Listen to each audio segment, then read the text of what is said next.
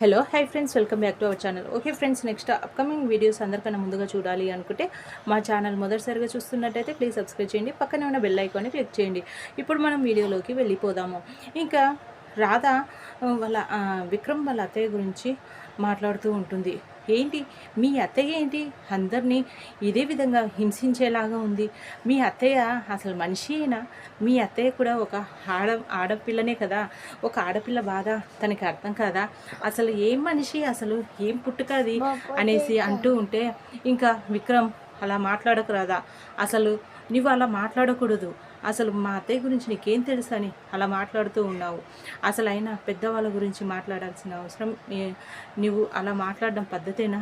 నీకు ఏం పద్ధతులు తెలుసా అని నువ్వు అలా మాట్లాడుతున్నావు? తన గురించి ఏం తెలుసా అని మాట్లాడుతున్నావు అనేసి విరుచుకుపడతాడు విక్రమ్. అలా కాదు విక్రమ్ కృష్ణ గారు అనేసి అంటే, లేదు నువ్వు అలా మాట్లాడుతుంటే నాకు చాలా కోపంగా వస్తుంది.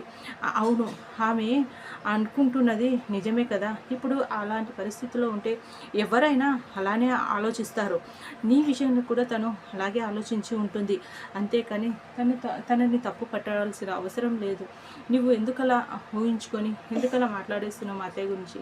మా అత్తయ్య గురించి నీకేం తెలుసు అని అలా మాట్లాడుతున్నావు? ఇంకోసారి ఇలా మాట్లాడితే మాత్రం నాకు కూడా కోపం వస్తుంది రాధా. నువ్వు ఇలా మాట్లాడతావని నేను అస్సలు కల్లో కూడా అనుకోలేదు.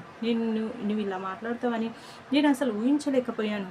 నువ్వు ఇలా మాట్లాడతావని అందరిలాగా నువ్వు కూడా అనేసి ఈరోజు నాకు అనిపిస్తూ ఉంది అనేసి ఇంకా విక్రమ్ కృష్ణ కొత్తగా మాట్లాడుతూ ఉంటే రాధకి ఏమీ అర్థం కాదు.